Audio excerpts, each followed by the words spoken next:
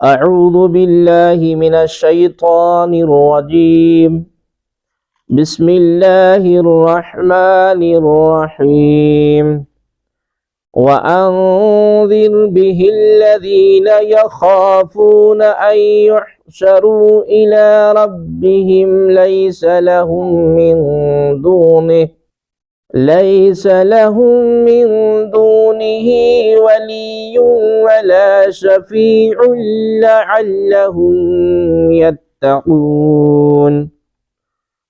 اور اس قرآن سے ان لوگوں کو ڈراؤ جو اس بات سے ڈرتے ہیں کہ انہیں ان کے رب کی طرف یوں اٹھایا جائے گا کہ اللہ کے سوا نہ ان کا کوئی حمایتی ہوگا نہ اور کوئی سفارشی۔ انہیں اس امید پر ڈراؤ کہ یہ پرہیزگار ہو جائے۔ وَأَنذِرْ بِهِ الَّذِينَ يَخَافُونَ اور اس قرآن سے انہیں ڈراؤ جنہیں خوف ہو۔ اس سے پہلے یہ بیان ہوا کہ اللہ تبارک و تعالیٰ کے رسولوں علیہ السلام کا منصب بشارت دینا اور ڈر سنانا ہے، اور اس آیت میں اللہ تبارک و تعالیٰ نے اپنے حبیب صلی اللہ علیہ وآلہ وسلم کو حکم دیا کہ وہ بھی لوگوں کو ڈر سنائے۔ چنانچہ ارشاد فرمایا کہ حبیب صلی اللہ علیہ وسلم آپ اس قرآن میں ذکر کیے گئے عذابات سے ان لوگوں کو ڈرائیں جو اس بات سے ڈرتے ہیں کہ انہیں ان کے رب کی طرف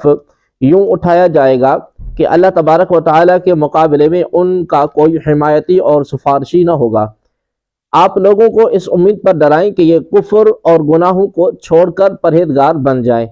یاد رہے کہ قیامت کے دن اللہ تبارک و تعالیٰ کے مقابلے میں کوئی کسی کا حمایتی اور سفارشی نہ ہوگا۔ ہاں، اللہ کا کریم کی اجازت سے حمایتی اور سفارشی ہوں گے، جیسے انبیاء، اولیاء، شہداء، صلحاء، علماء، حجاج کرام وغیرہ۔ یہ سب اللہ تبارک و تعالیٰ کے اذن اور اس کی اجازت سے لوگوں کی حمایت اور سفارش کریں گے۔ انبیاء کرام علیہ السلام اور اولیاء اعظام رحمۃ اللہ تعالیٰ علیہم اجمعین کی شفاعت تو واضح ہے۔ تبرکاً دیگر حضرات کی شفاعت سے متعلق 4 احادیث پیش کی جاتی ہیں۔ حضرت عثمان بن عفان رضی اللہ تعالی عنہ سے روایت ہے کہ سرکار دو عالم نور مجسم صلی اللہ علیہ وسلم نے ارشاد فرمایا، قیامت کے دن 3 جماعتیں شفاعت کریں گی، انبیاء، پھر علماء، پھر شہید لوگ۔ حضرت ابو درداء رضی اللہ تعالی عنہ سے روایت ہے کہ رسول اکرم صلی اللہ علیہ وآلہ وسلم نے ارشاد فرمایا، شہید کے 70 اہل خانہ کے حق میں اس کی شفاعت قبول کی جائے گی۔ حضرت جابر بن عبداللہ رضی اللہ تعالی عنہ سے روایت ہے کہ رسول کریم صلی اللہ علیہ وآلہ وسلم نے ارشاد فرمایا، عالم اور عابد دونوں کو قیامت کے دن دوبارہ زندہ کیا جائے گا۔ اس کے بعد عابد سے کہا جائے گا کہ تو جنت میں داخل ہو جا، اور عالم کو حکم ہوگا کہ تم ابھی ٹھہرو اور لوگوں کی شفاعت کرو۔ حضرت ابو موسیٰ اشعری رضی اللہ تعالی عنہ سے مرفوعاً روایت ہے کہ حاجی کی شفاعت اس کے خاندان کے 400 افراد کے حق میں قبول کی جائے گی۔ وَلَا تَطْرُدِ الَّذِينَ يَدْعُونَ رَبَّهُمْ بِالْغَدَاةِ وَالْعَشِيِّ يُرِيدُونَ وَجْهَهُ مَا عَلَيْكَ مِنْ حِسَابِهِمْ مِنْ شَيْءٍ وَمَا مِنْ حِسَابِكَ عَلَيْهِمْ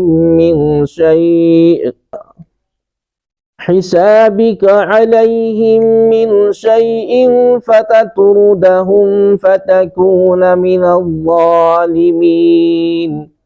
اور ان لوگوں کو دور نہ کرو جو صبح شام اپنے رب کو اس کی رضا چاہتے ہوئے پکارتے ہیں۔ آپ پر ان کے حساب سے کچھ نہیں اور ان پر تمہارے حساب سے کچھ نہیں، پھر آپ انہیں دور کریں تو یہ کام انصاف سے بعید ہے۔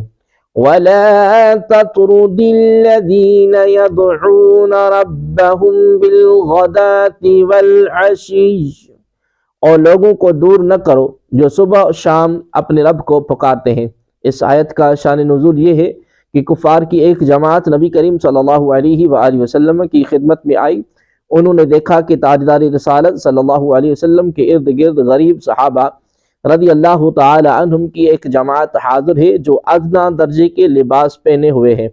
یہ دیکھ کر وہ کہنے لگے کہ ہمیں ان لوگوں کے پاس بیٹھتے شرم آتی ہے، اگر آپ انہیں اپنی مجلس سے نکال دیں تو ہم آپ پر ایمان لے آئیں اور آپ کی خدمت میں حاضر رہیں۔ حضور عالم صلی اللہ علیہ وآلہ وسلم انہیں اپنی مجلس سے حضور عالم صلی اللہ علیہ وسلم نے اس بات کو منظور نہ فرمایا۔ اس پر یہ آیت کریمہ نازل ہوئی اور فرمایا گیا ان مخلص اور غریب صحابہ کرام رضی اللہ تعالی عنہم کو اپنی بارگاہ سے دور نہ کرو، جو صبح شام اپنے رب کو اس کی رضا چاہتے ہوئے پکارتے ہیں۔ ان غریب صحابہ کرام رضی اللہ تعالی عنہم کا رزق آپ کریم صلی اللہ علیہ وسلم پر نہیں کہ غربت کی وجہ سے انہیں دور کر دیا جائے، اور نہ آپ کریم صلی اللہ علیہ وسلم کی ذمہ داری ان پر ہے۔ سب کا حساب اللہ تبارک و تعالی پر ہے، وہی تمام مخلوق کو روزی دینے والا ہے اور اس کے سوا کسی کے ذمے کسی کا حساب نہیں۔ اس آیت کا دوسرا معنی یہ بیان کیا گیا ہے کہ کفار نے غریب صحابہ کرام رضی اللہ تعالی عنہم پر طعن مراد لیا تھا کہ یہ تو غربت کی وجہ سے آپ کریم صلی اللہ علیہ وآلہ وسلم کے پاس بیٹھے ہوئے ہیں کہ یہاں کچھ روزی روٹی کا انتظام ہو جاتا ہے، یہ مخلص نہیں ہے۔ اس پر پہلے تو صحابہ کرام رضی اللہ تعالی عنہم کے اخلاص کا بیان فرمایا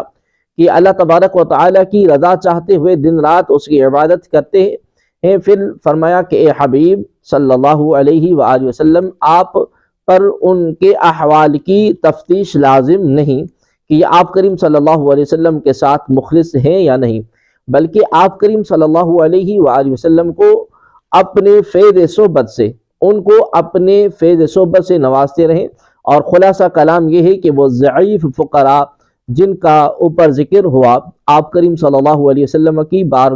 کے دربار میں قرب پانے کے مستحق ہیں، انہیں دور نہ کرنا ہی بجا ہے۔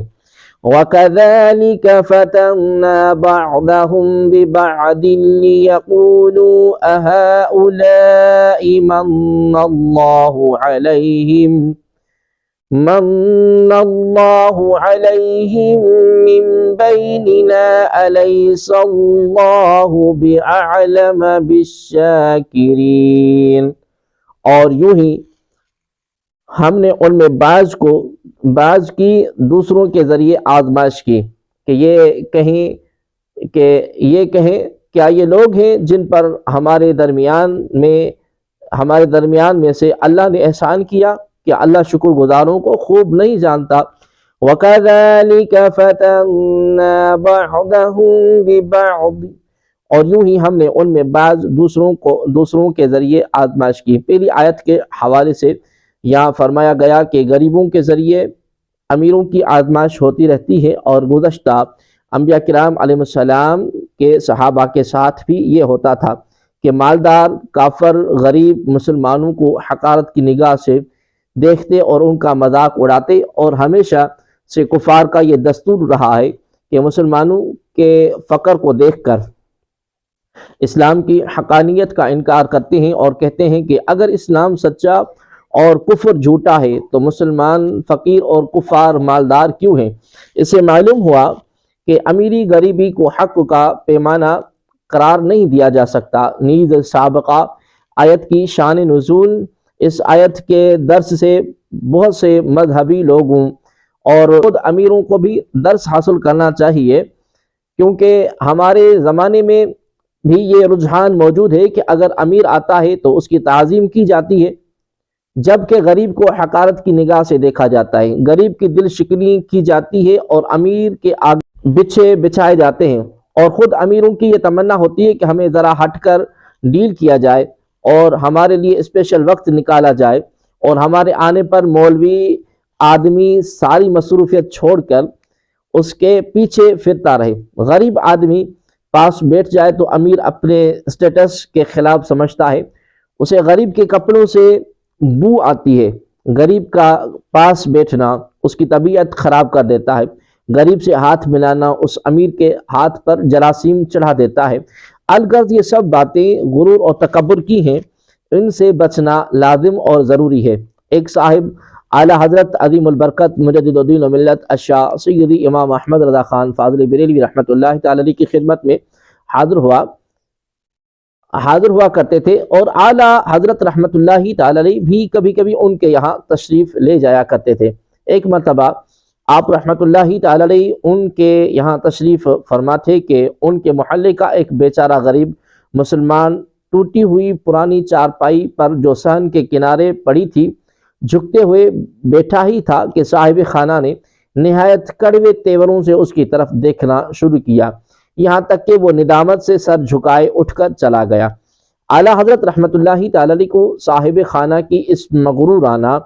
روش سے سخت تکلیف پہنچی، مگر کچھ فرمایا نہیں۔ کچھ دنوں بعد وہ صاحب اعلیٰ حضرت رحمۃ اللہ تعالی علیہ کے یہاں آئے تو آپ نے اسے اپنی چارپائی پر جگہ دی۔ وہ بیٹھے ہی تھے کہ اتنے میں کریم بخش حجام اعلیٰ حضرت رحمۃ اللہ تعالی علیہ کا خط بنانے کے لیے آئے، اور وہ اس فکر میں تھے کہ کہاں بیٹھوں۔ اعلیٰ حضرت رحمۃ اللہ تعالی نے فرمایا، بھائی کریم بخش کیوں کھڑے ہو؟ مسلمان آپس میں بھائی بھائی ہیں، اور ان صاحب کے قریب بیٹھنے کا اشارہ فرمایا۔ کریم بخش حجام ان کے ساتھ بیٹھ گئے۔ اب ان صاحب کے غصے کی کیفیت یہ تھی کہ جیسے سانپ پھنکارے مارتا ہو، اور فوراً اٹھ کر چلے گئے، پھر کبھی نہ آئے۔ اپنی عادتوں پر غور کر کے ایک مرتبہ پھر اس آیت کا ترجمہ دیکھ لیں۔ فرمایا، اور یوں ہی ہم نے ان میں بعض کی دوسروں کے ذریعے آزمائش کی، تاکہ یہ مالدار کافر غریب مسلمانوں کو دیکھ کر کہیں کیا یہ لوگ ہیں جن پر ہمارے درمیان میں سے اللہ نے احسان کیا؟ کیا اللہ شکر گزاروں کو خوب نہیں جانتا؟ وَإِذَا جَاءَكَ الَّذِينَ يُؤْمِنُونَ بِآيَاتِنَا فَقُلْ سَلَامٌ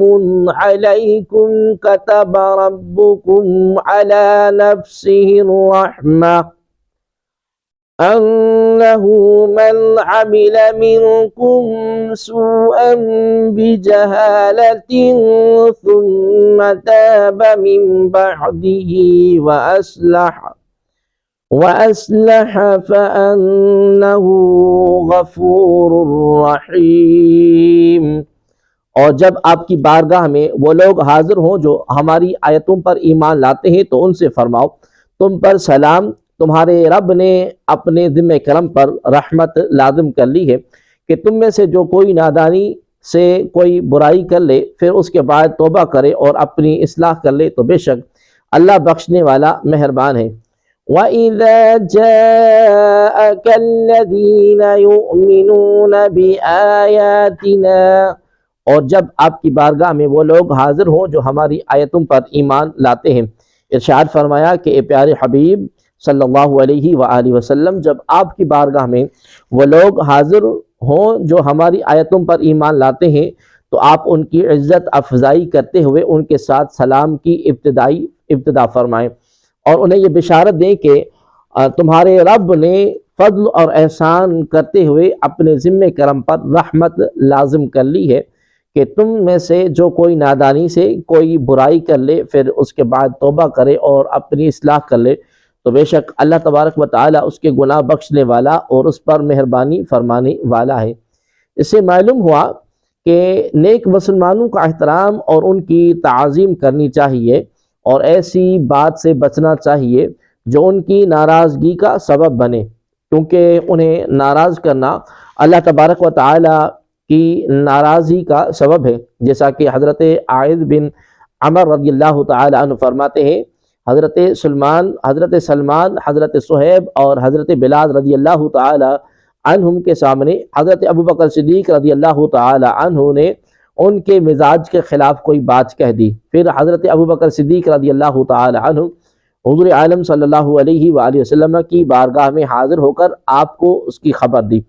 آپ کریم صلی اللہ علیہ وسلم نے ارشاد فرمایا، اے ابوبکر رضی اللہ تعالی عنہ، شاید تم نے انہیں ناراض کر دیا، اگر تم نے انہیں ناراض کر دیا تو اپنے رب کو ناراض کر دیا۔ پھر حضرت ابوبکر صدیق رضی اللہ تعالی عنہ ان کے پاس گئے اور کہا، اے میرے بھائیو، میں نے تم کو ناراض کر دیا؟ انہوں نے کہا، نہیں اے بھائی، اللہ تبارک و تعالی آپ کی مغفرت فرمائے۔ وَكَذَلِكَ نُفَصِّلُ الْآيَاتِ وَلِتَسْتَبِينَ سَبِيلُ الْمُجْرِمِينَ، اور اس طرح ہم آیتوں کو مفصل بیان فرماتے ہیں اور اس لیے کہ مجرموں کا راستہ واضح ہو جائے۔ وَكَذَلِكَ نُفَصِّلُ الْآيَاتِ، اور اسی طرح ہم آیتوں کو مفصل بیان فرماتے ہیں، یعنی اے حبیب صلی اللہ علیہ وآلہ وسلم، جس طرح ہم نے آپ کے سامنے اس صورت میں اپنی وحدانیت کے دلائل تفصیل کے ساتھ بیان کیے ہیں، ہم اس طرح اپنی حجتوں اور دلائل کو مفصل بیان فرماتے ہیں، اور ہم قرآن مجید میں اطاعت گزاروں، گناہ کے بعد توبہ کر لینے والوں کے اوصاف اور گناہ پر اڑے رہنے والوں کی صفات بیان کرتے ہیں تاکہ حق ظاہر ہو جائے اور اس پر عمل کیا جائے، اور اس لیے یہ چیزیں بیان کرتے ہیں کہ مجرموں کا راستہ اور ان کا طریقہ واضح ہو جاتا کہ اس سے بچا جائے۔ اس سے معلوم ہوا کہ آدمی کو چاہیے کہ وہ فلاح اور کامیابی کے راستے پر چلے اور وہاں تک پہنچے جہاں نیک لوگ پہنچے، اور اس کا سب سے بہترین راستہ فوری طور پر اپنے سابقہ گناہوں سے توبہ استغفار کرنا اور آئندہ کے لیے نیک اعمال کرنا ہے۔ امام محمد غزالی رحمۃ اللہ تعالی علیہ فرماتے ہیں کہ زندگی کی ہر گھڑی بلکہ ہر سانس ایک نفیس جوہر ہے جس کا کوئی بدل نہیں، وہ اس بات کی صلاحیت رکھتا ہے کہ تجھے ابدی سعادت تک پہنچا دے اور دائمی بدبختی سے بچا لے۔ اس لیے اس سے زیادہ نفیس جوہر اور کیا ہو سکتا ہے؟ اگر تم اسے غفلت میں ضائع کر دو گے تو واضح نقصان اٹھاؤ گے، اور اگر اسے گناہ میں صرف کرو گے تو واضح طور پر ہلاک ہو جاؤ گے۔ اب اگر تم اس مصیبت پر نہیں روتے تو یہ تمہاری جہالت ہے، اور جہالت کی مصیبت تمام مصیبتوں سے بڑھ کر ہے۔ افسوس، لوگ غفلت کی نیند سوئے ہوئے ہیں، جب موت آئے گی تو وہ جاگ جائیں گے۔ اس وقت ہر مفلس کو اپنے افلاس کا اور ہر مصیبت زدہ کو اپنی مصیبت کا علم ہو جائے گا، لیکن اس وقت اس کا ازالہ نہیں ہو سکے گا۔ مزید فرماتے ہیں کہ جب تم ان 3 دہشت ناک باتوں پر ہمیشگی اختیار کرو گے اور رات دن کے ہر حصے میں ان کی یاد تازہ کرتے رہو گے تو تمہیں گناہوں سے ضرور سچی اور خالص توبہ نصیب ہو جائے گی۔ نمبر 1، گناہوں کی حد درجہ برائی بیان کرنا۔ نمبر 2، اللہ تبارک و تعالی کی سزا کی شدت، دردناک عذاب، اس کی ناراضگی اور اس کے غضب و جلال کا ذکر کرنا۔ نمبر 3، اللہ تبارک و تعالی کے غضب عذاب کی سختی کو سامنے رکھتے ہوئے اپنی کمزوری اور ناتوانی کو یاد کرنا کہ جو شخص سورج کی تپش، سپاہی کے تھپڑ اور چونٹی کے ڈنک کو برداشت نہیں کر سکتا، وہ نار جہنم کی تپش، عذاب کے فرشتوں کی کوڑوں کی مار، لمبی گردنوں والے بدبختوں اونٹوں کی طرح لمبے اور زہریلے سانپوں کے ڈنک اور خچر جیسے بچھوؤں کے ڈنک کیسے برداشت کر سکے گا؟ اللہ کریم ہم سب کی مغفرت فرمائے، آمین۔